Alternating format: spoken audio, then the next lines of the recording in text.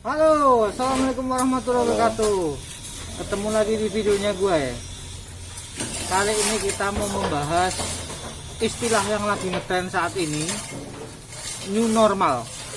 Semua orang di media sosial pada bicara masalah new normal, zaman baru, tatanan baru. Sekarang bersama saya ada sosok pengusaha muda asli Banyumas. Saya akan bertanya beberapa hal tentang bagaimana menanggapi new normal yang sedang lagi ngetren ini, bumi ini. Yang mau tidak mau kita akan menjalaninya untuk beberapa waktu ke depan, atau mungkin sampai waktu tidak tentukan. Bagaimana menurut pendapat teman kita ini, seorang pengusaha muda tadi, untuk menanggapi yang namanya new normal? Ini obrolan santai aja untuk kita, untuk para subscriber tentunya. Bagaimana bro, menurut sampean bro? Ya, new normal ini kan istilah yang baru yang lagi digaungkan sama pemerintah untuk menghadapi kebiasaan-kebiasaan baru saat pandemi seperti ini. Karena memang pandemi COVID-19 ini kan tidak tahu sampai kapan akan berakhir gitu kan. Jadi memang banyak kebiasaan-kebiasaan baru yang bakal dijalani oleh semua orang. Kalau bagi saya sebagai seorang pengusaha pasti ada trik-trik baru atau mungkin kebiasaan baru yang harus dijalankan untuk bertahan lah, minimal untuk bertahan Betul. Menghadapi pandemi ini. Berarti kita harus mau tidak mau harus menyesuaikan secara cepat gitu ya? Iya bro, jadi kita harus belajar hal yang baru. Misal kayak saya sendiri biasa usaha offline, saya mempunyai toko, mempunyai karyawan yang saat itu karyawan hanya menunggu customer datang ke toko lalu kita bisa berjualan. Nah, ini ada ilmu yang baru, belajar yang baru. Kita harus belajar hal baru seperti online marketing gitu. Mungkin via media sosial, kita via WhatsApp, atau mulai belajar baru lah tentang hal-hal seperti website gitu. Bagaimana pendapat bro tentang ekonomi negara kita ke depan? Maksudnya untuk pengaruh ke pengusaha seperti kita. Optimiskah apa tidak untuk ke depan? Oh, kalau sebagai seorang pedagang ya, atau mungkin banyak orang bilang pengusaha, itu harus tetap optimis bro. Soalnya ke depan itu yang bakal kemungkinan besar bertahan malah usaha-usaha seperti kita, usaha kecil menengah, UKM itu yang bakal merajai menurut saya. Toko guru gitu ya? Ya, karena di saat yang lain mungkin pengusaha-pengusaha besar dengan karyawan yang banyak, dia proses shifting, perpindahan dari kehidupan yang lama atau kebiasaan-kebiasaan lama ke kebiasaan yang baru itu membutuhkan sumber daya yang banyak. Sedangkan kalau pengusaha UKM itu boleh dibilang prosesnya tidak terlalu sulit, terus biaya dan sumber daya yang dikeluarkan itu tidak terlalu besar. Oke. Optimis ya, kita harus tetap optimis, pasti ya, optimis. menghadapi pandemi ini ke depannya. Ya, kalau orang usaha hanya modal itulah yang mungkin bisa, modal harapan yang mungkin membuat kita masih bisa bertahan. Intinya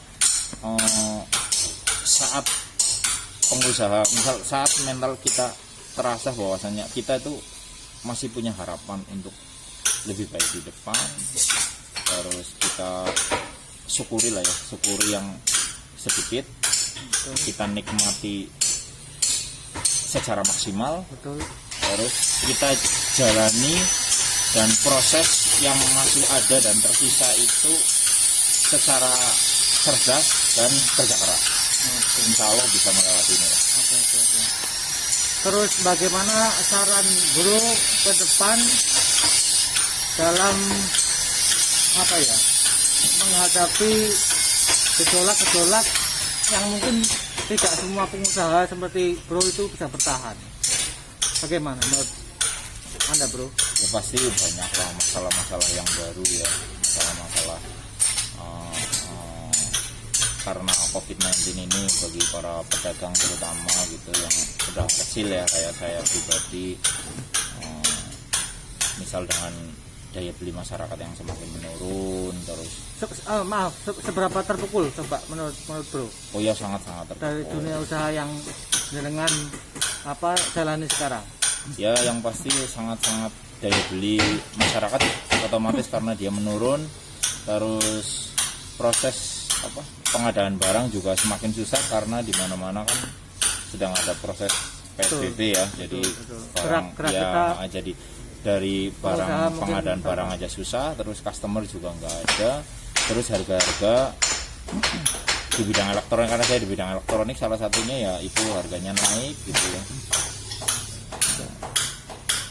Paling itu bro ya. Ya paling ya seperti itu yang. Terus ini pertanyaan terakhir dari kita bro ya, semoga pemerintah sedikit banyak bisa mendengar sebagai warga negara yang baik tentunya.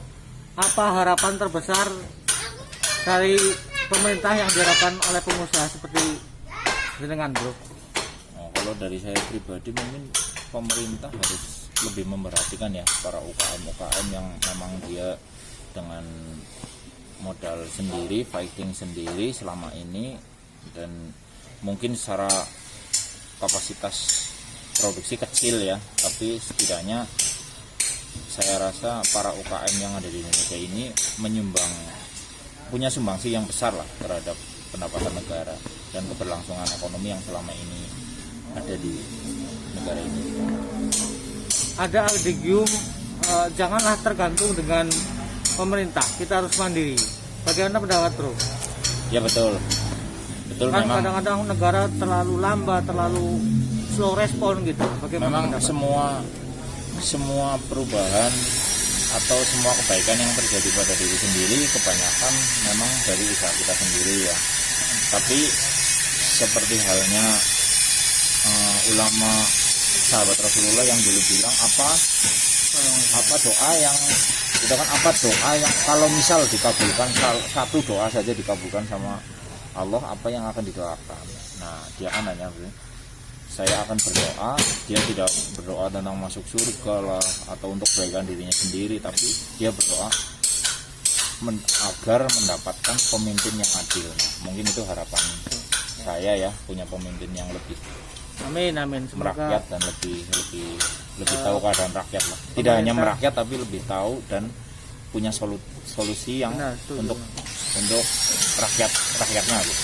Ya harapannya untuk pemerintah bisa lebih baik ke rakyatnya ya. Oh iya, pasti. Oke. Makasih bro, sukses selalu usahanya. Nanti kapan waktu kita ketemu lagi. Oke bro. Terima kasih. Lain kali kita ketemu dengan pengusaha muda lainnya atau tokoh-tokoh yang lainnya, ngobrol masalah yang lagi in saat ini. Oke? Sampai ketemu di video berikutnya. Assalamualaikum warahmatullahi wabarakatuh.